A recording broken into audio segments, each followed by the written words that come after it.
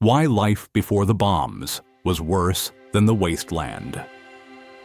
The old world was not the paradise the ruins pretend it was. That is the first lie Fallout shows you before the world ends. A clean kitchen, a polished floor, a Mr. Handy floating from room to room, a baby in the crib, a television speaking in that calm, broadcast voice as if the country is not already inches from disaster.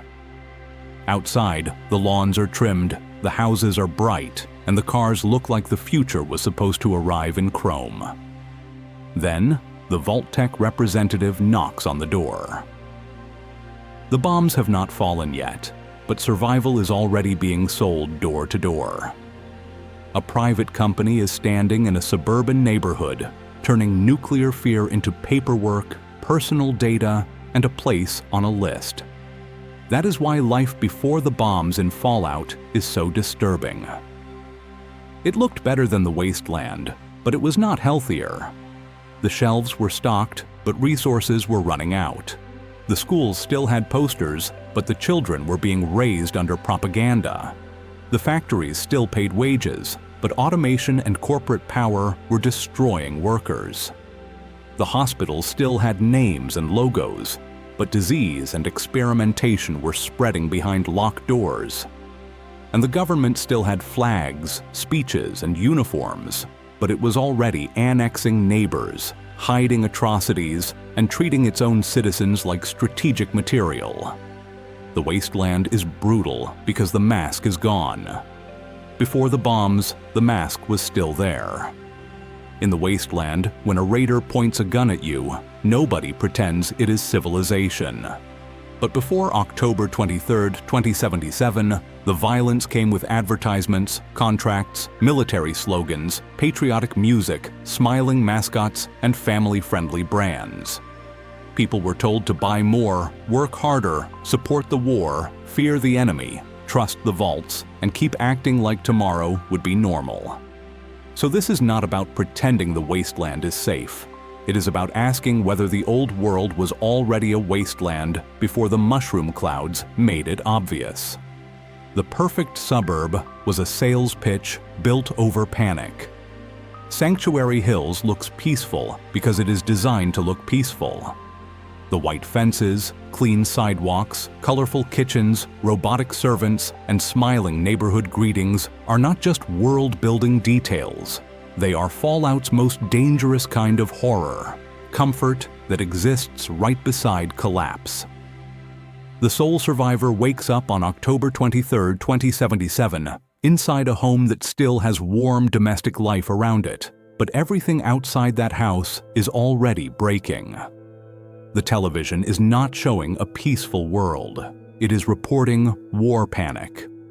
The Vault-Tec representative is not a harmless salesman. He is the face of a company that knows nuclear fear can be converted into subscriptions, forms, and selected access to survival. Codsworth is not just a cute butler robot. He is proof that the pre-war home has already been invaded by automation, corporate design, and a future where machines manage the ordinary rituals of family life. That is what makes the pre-war suburb disturbing. It does not look like a battlefield. It looks like the place people are told they are fighting to protect. Fallout's consumer world is everywhere. Nuka-Cola machines, Sugar Bomb cereal, Abraxo cleaner, Blamco mac and cheese, Fancy Lad snack cakes, atomic cars, robotic appliances, bright posters, and jingles that keep echoing in abandoned buildings 200 years later. These products make the old world feel fun, almost charming, until you remember that the same civilization selling those brands was also preparing for mass death. The pre-war home was not separate from the war economy. It was part of it. Look at the way fear enters Sanctuary Hills. It arrives as a sales appointment. Vault-Tec's representative asks questions about the family, registers them for the vault, and presents survival as a privilege granted through corporate access. And behind that cheerful suburb is a country where people already know something is coming. Vaults are being advertised, civil defense culture is everywhere, and families understand the possibility of nuclear war well enough that when the sirens finally sound, they run. The suburb also hides class selection. Not everyone gets the same chance. The sole survivor's family is accepted into Vault 111, but the vault is not open to the whole neighborhood in any meaningful democratic way. When the alarms sound, people rush toward the gate, soldiers control access, and survival becomes a managed line. That is one reason life before the bombs can feel worse than the Wasteland. In the Wasteland, people know survival is unfair. They see it every day. But pre-war America dressed unfairness in brochures and promises. It told citizens they were protected while quietly deciding who was worth preserving, who was worth testing, and who would be left outside when the door closed. Resource collapse made the world feel like it was already ending. The old world did not run out of hope first. It ran out of fuel. The bright retro future makes it easy to think the world was overflowing with technology, but the global system underneath it was starving. Nations still had armies, factories, corporations, televisions, suburbs, and nuclear cars. But the resources holding that world together were disappearing. Oil, uranium, energy, access, trade routes, and raw materials became the pressure points that pushed civilization toward war. The resource wars were not a side event. They were the long collapse before the final collapse. In 2052, the European Commonwealth went to war in the Middle East as petroleum shortages became impossible to ignore. The oil-rich states raised prices to extreme levels, and the European powers responded with military force. That same year, the United Nations began falling apart, and then fully disbanded after member nations withdrew and stopped pretending diplomacy could hold the world together. By then, the message was clear. The international order was not strong enough to survive scarcity.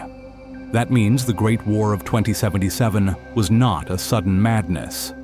It was the last explosion of a world that had been fighting over resources for more than 2 decades. This is what makes pre-war life so frightening. Ordinary people were living inside a civilization that still looked functional, but every major power was already acting like the future had become a zero-sum game. If one nation secured oil, another nation lost it. If one military took a pipeline, another population paid. If one corporation gained access to energy contracts, another community became expendable. Fallout's technology makes this even more tragic because the old world was advanced but not saved. Fusion-powered cars existed, robots existed, Mr. Handy units existed, power armor existed, laser weapons existed, Robco terminals existed. But all that technology did not create a stable society. It created a more advanced society fighting over the same basic problem. There was not enough to keep the old machine running the way people expected. The country has all the symbols of abundance, but its behavior is shaped by fear of shortage. The government becomes more aggressive. Corporations chase contracts harder. The military expands its role. Propaganda grows louder, and ordinary citizens are expected to keep buying products as if consumption itself is patriotic. The Wasteland has scarcity in an obvious way. Empty shelves, dirty water, salvage cans, ammunition used as power, settlements farming dead soil. But at least the Wasteland is honest about scarcity. Before the bombs, scarcity was hidden behind advertising and national pride. People were still being sold Nuka-Cola, new appliances, cars, cereal, robots, and suburban dreams while the world's governments were preparing to kill for the last reserves.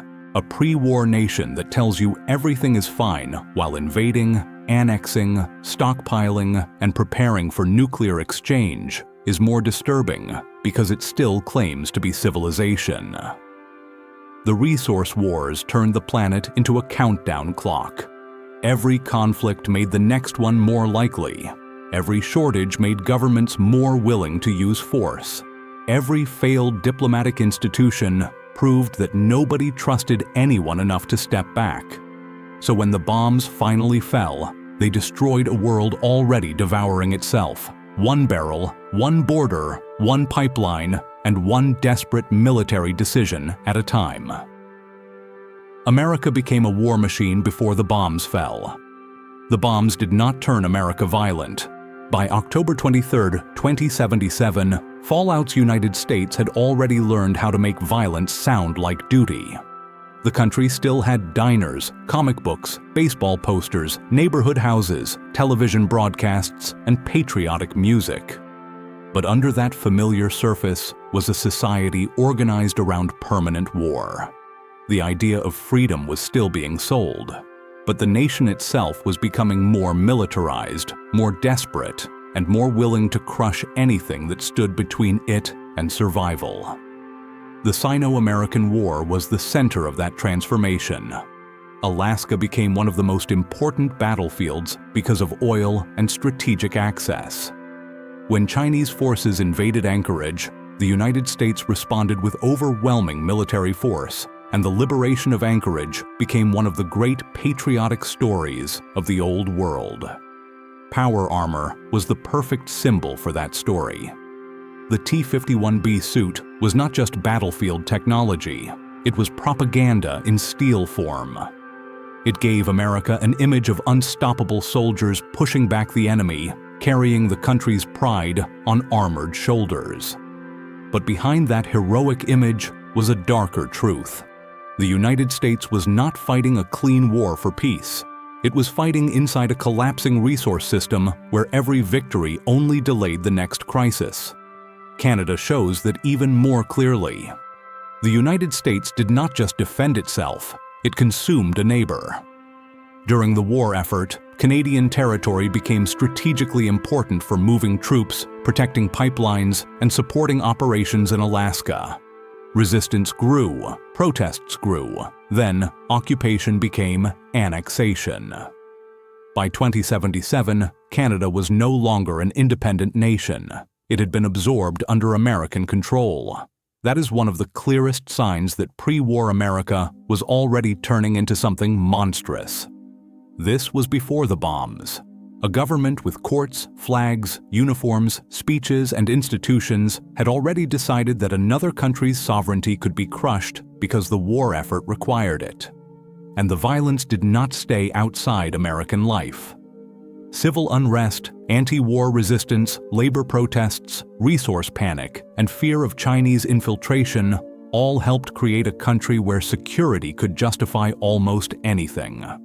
Soldiers, checkpoints, propaganda, emergency authority, recruitment culture, and military technology became part of the background. The civilian world did not exist separately from the war machine. It was being pulled into it. That is why pre-war life can feel worse than the Wasteland in one very specific way. Wasteland violence is obvious. If a raider camp wants to kill you, it does not need a patriotic speech first. If a warlord takes your town, nobody pretends it is liberty. But pre-war America could invade, occupy, annex, experiment, and propagandize while still calling itself the defender of civilization. Ordinary people were not only expected to survive that system, they were expected to believe in it, support the war, hate the enemy, pretend that every escalation was necessary because the alternative was defeat.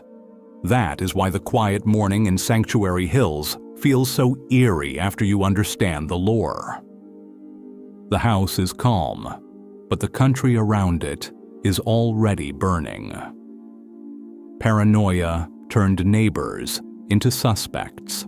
The most dangerous enemy in pre-war America was not always across the ocean.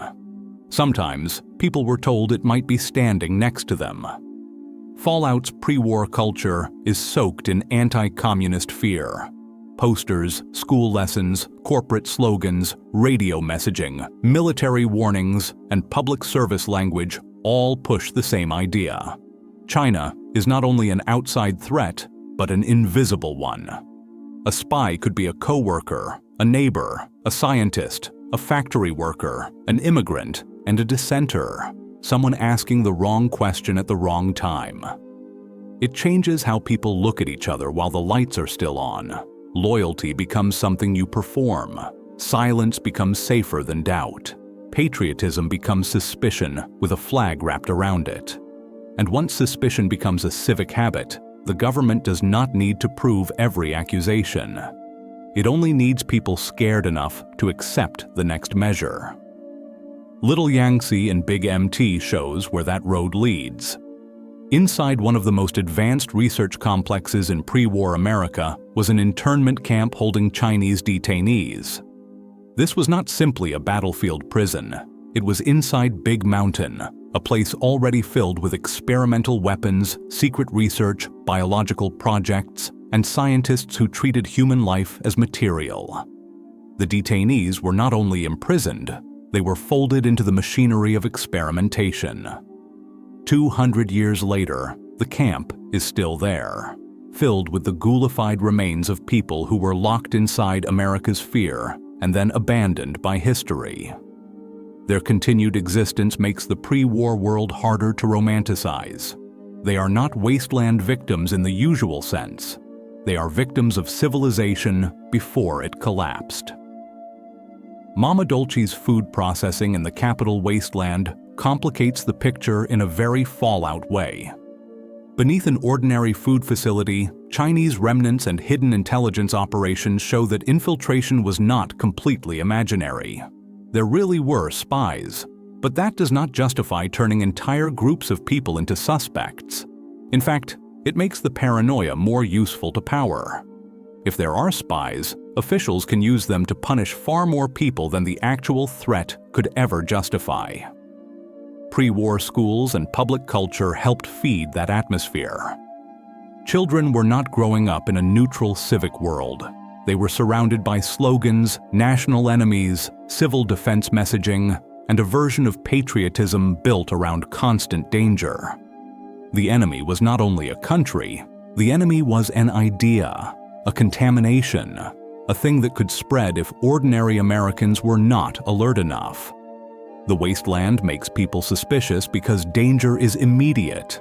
A stranger might rob you, a traitor might cheat you, a settlement might be a trap. But pre-war paranoia was different. It was organized. Before the bombs, fear was a culture. The bombs did not invent distrust in Fallout. They fell on a country that had already trained people to see enemies everywhere. Work was becoming a trap for ordinary people. Before the bombs, many people in Fallout were not living in a golden age. They were being replaced. Appalachia proves that better than almost anywhere else. Fallout 76 shows a pre-war region where mining, automation, corporate greed, labor unrest, and economic desperation had already turned work into a battlefield. The mountains were not just scenery. They were extraction territory. Coal, minerals, factories, rail lines, and industrial towns shaped life there. And when the companies decided machines could do the work cheaper, entire communities became disposable. Hornwright Industrial is one of the clearest examples. The company pushed automation as the future of mining, using auto miners and robotic systems to reduce dependence on human labor. To executives, that looked like efficiency. To workers, it looked like extinction. A miner was not just losing a paycheck. He was watching his whole skill set, family stability, and town identity get replaced by machinery owned by people who would never breathe the dust underground. Garahan Mining tried to fight back with the excavator power armor project. That detail matters because Garahan's answer was not simply nostalgia for old labor. It was an attempt to keep human miners relevant by giving them technology powerful enough to compete with automation. The excavator suit was supposed to let workers dig faster, carry more, and survive the changing industry. But even that solution shows how desperate the situation had become. Human beings now needed armor just to keep their place in the economy. Then came the man versus machine competition. Hornwright's automated mining systems and Garahan's excavator-equipped workers were put against each other in a 24-hour contest. Hornwright won by a narrow margin, but the symbolism was larger than the result. A human worker was no longer being valued as a person with dignity. He was being measured against a machine in a public contest for industrial survival. The automation riots show the human cost. Workers did not simply complain because they disliked progress. They fought because decades of disenfranchisement, labor violations, and corporate control had pushed them to the edge.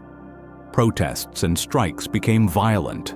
The government and corporations answered with security forces, robots, and strike-breaking. In Appalachia, Hornwright even commissioned combat robots called strike-breakers after mining protests, turning automation from job replacement into physical suppression. That is the darkest part. The same machines that took the jobs could also be used against the people who protested losing them. Watoga takes the idea even further. It was built as a city of the future, run through automation and robotic systems. But a fully automated city raises a very Fallout question. Where do ordinary people fit when progress no longer needs them? Robots can serve drinks, patrol streets, guard facilities, mine ore, fight wars, and enforce corporate decisions. In that world, automation is not neutral. It depends entirely on who owns it. That is why pre-war work was already becoming a trap. People still had job titles, company towns, uniforms, and paychecks, but the system beneath them was deciding they mattered less every year. Resource collapse made industry more desperate. Corporate competition made executives more ruthless. Military contracts made production more urgent. And automation gave disease and medicine were already failing the public. MedTech research looks like the kind of place the old world wanted people to trust. A private laboratory, medical branding, research divisions, sterile rooms, locked facilities, the language of treatment, progress, and public health. But in Fallout, the cleanest medical buildings often hide the ugliest truth. Before the bombs, sickness was not only something institutions tried to cure, it was something they studied, contained, monetized, and sometimes made worse.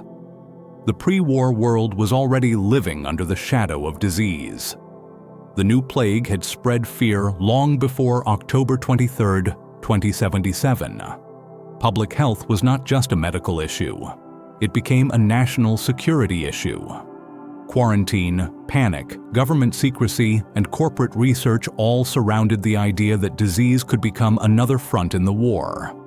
That is why pre-war medicine feels so disturbing. It did not exist in a peaceful system. It existed inside a paranoid, militarized, corporate world where every problem could become a contract.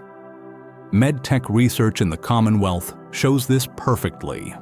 In Fallout 4, the facility is tied to a virus that affected children and teenagers, the same illness connected to Robert McCready's son, Duncan.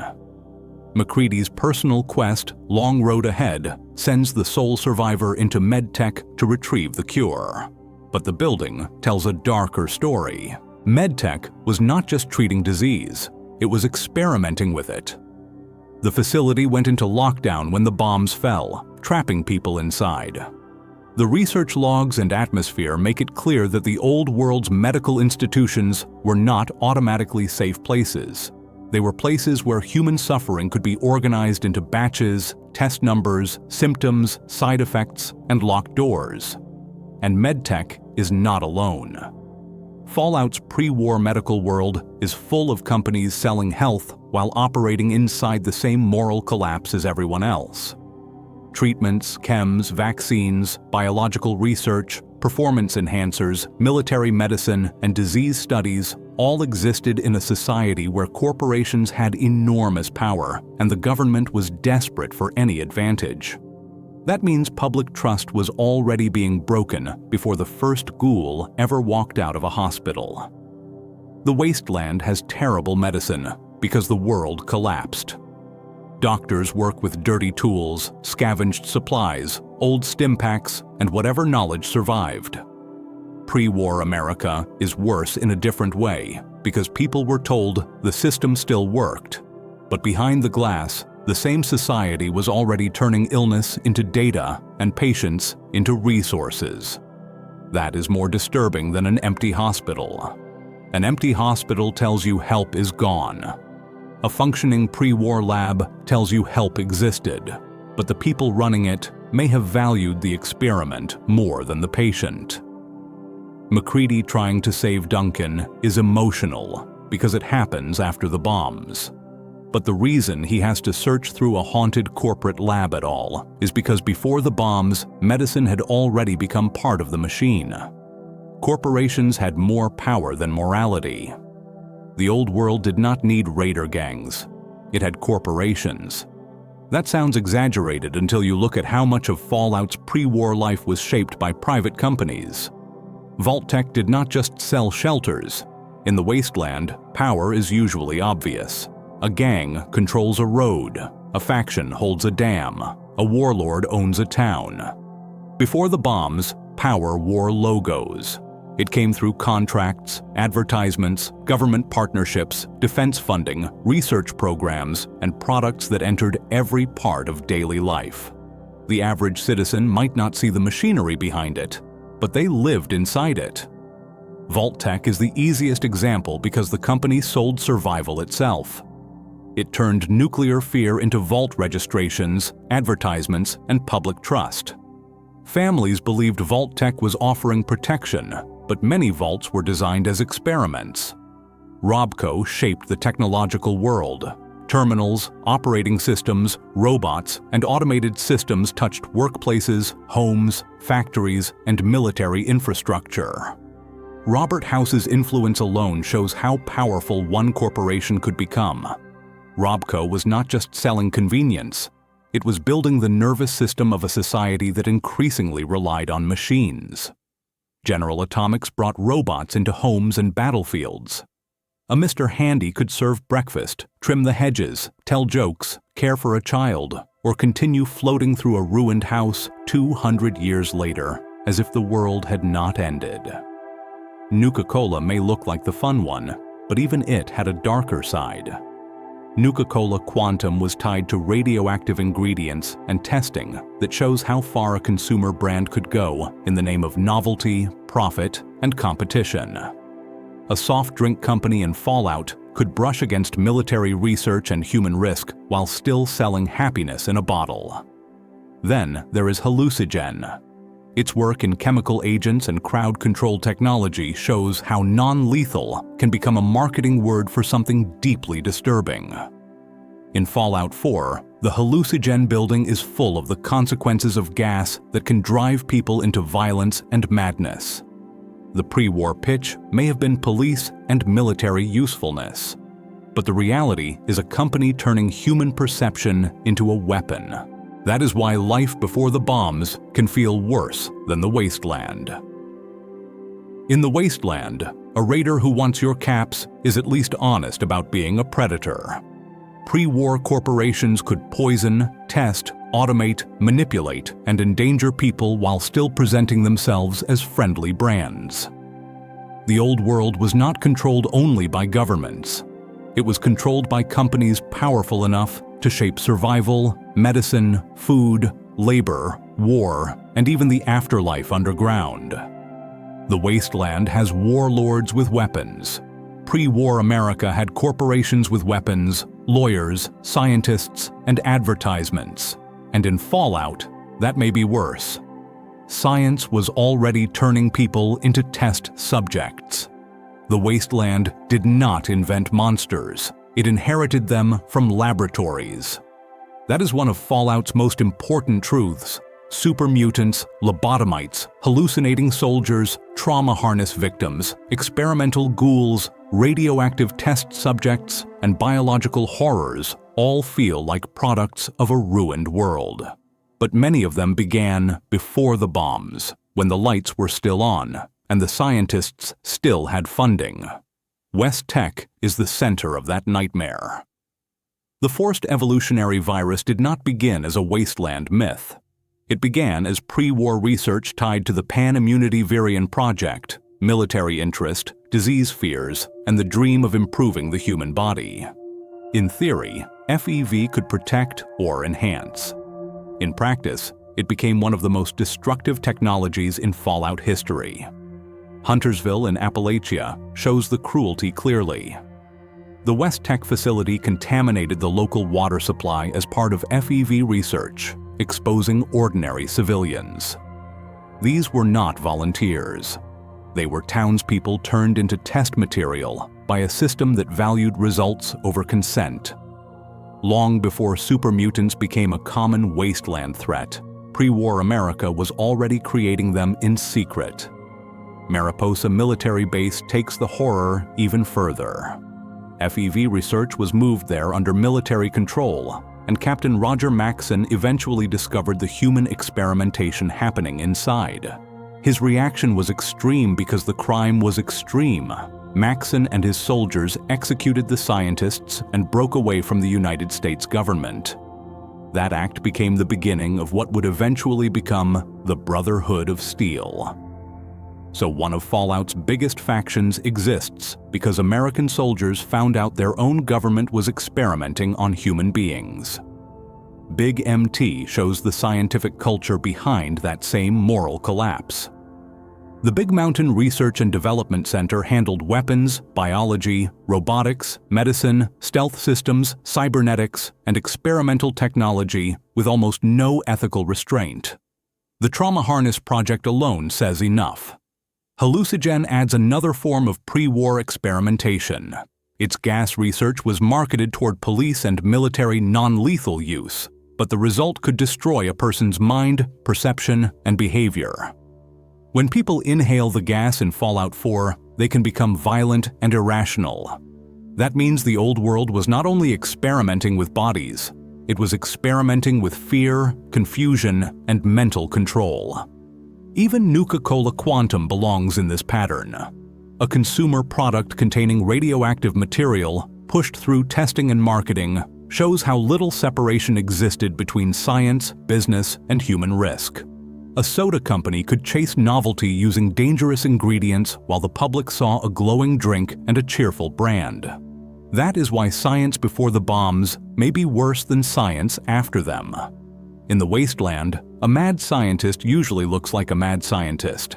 They live in a bunker, talk to brains, or fill caves with experiments. Before the bombs, the same behavior could happen inside funded facilities with security badges, corporate memos, research divisions, and government approval. The old world had rules, but the rules bent whenever power wanted results. Vault Tech turned survival into a human experiment. Vault Tech did not sell fear. It sold the cure for fear. That is why it became so powerful.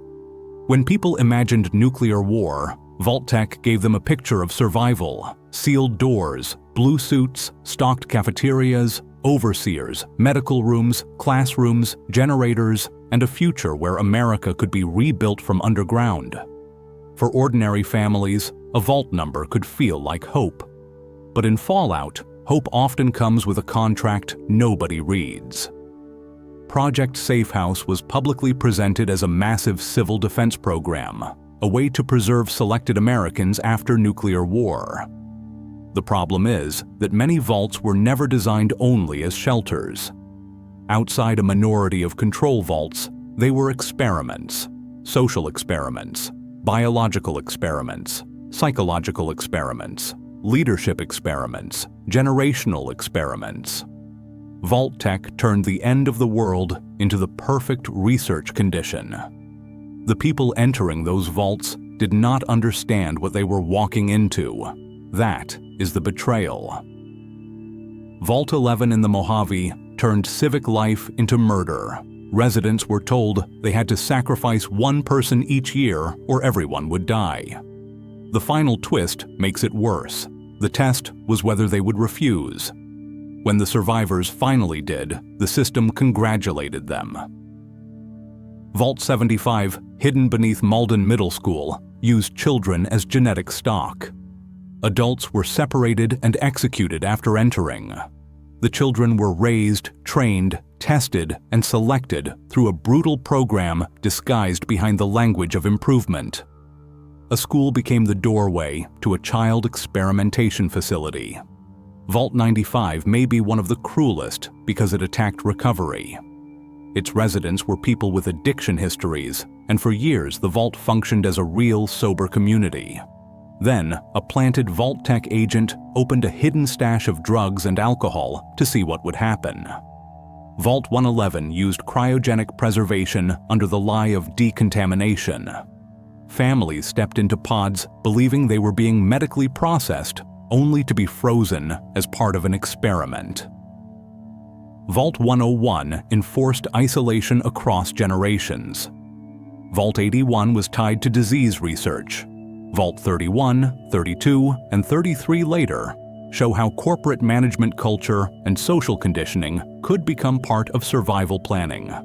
That is what makes Vault Tech more disturbing than many Wasteland factions. Raiders kill in the open. The Legion enslaves in the open. The Enclave announces its purity. Then, Vault Tech smiled. It used commercials, mascots, salesmen, paperwork, and the language of family protection. It told people the vault door meant safety. Then, it sealed them inside controlled environments where every variable could be managed: population, food, authority, information, crisis, punishment, and hope. A vault is the perfect laboratory because nobody can leave. The bombs did not create the wasteland, they revealed it. The Great War lasted only a short time, but the collapse took decades. The bombs were the final flash, not the first wound.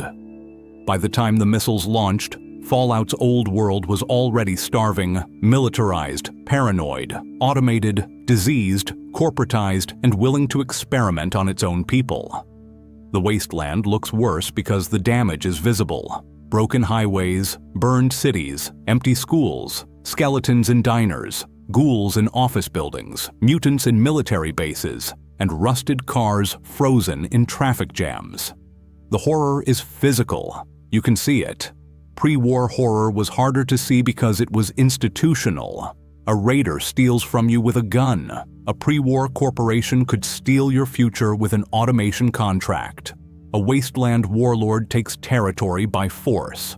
Pre-war America could annex Canada and call it military necessity. A chem dealer ruins lives in a settlement. A medical company could experiment with disease behind locked doors. A wasteland trap is a tripwire in a doorway. Vault Tech's trap had a salesman, a logo, and a vault number. That is the difference. The wasteland is brutal without pretending otherwise. The old world was brutal while still asking people to smile. That is why the clean pre-war aesthetic is so misleading. The chrome cars, Nuka-Cola ads, Mr. Handy robots, pastel kitchens, and cheerful songs create a feeling of lost innocence. But Fallout's lore keeps poisoning that nostalgia. The smiling brands were attached to dangerous research. The friendly robots belong to an economy replacing workers. The vault advertisements hid experiments.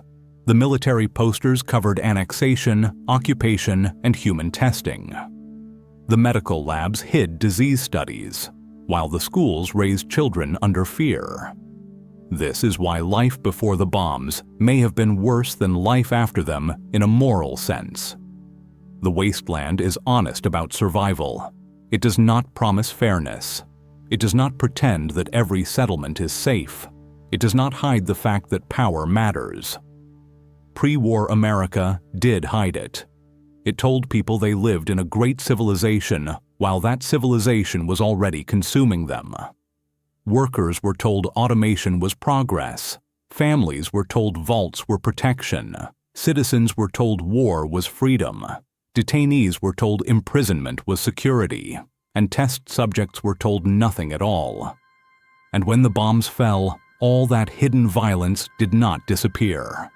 It became the foundation of the post-war world. The super mutants came from pre-war FEV. The vault tragedies came from pre-war Vault Tech.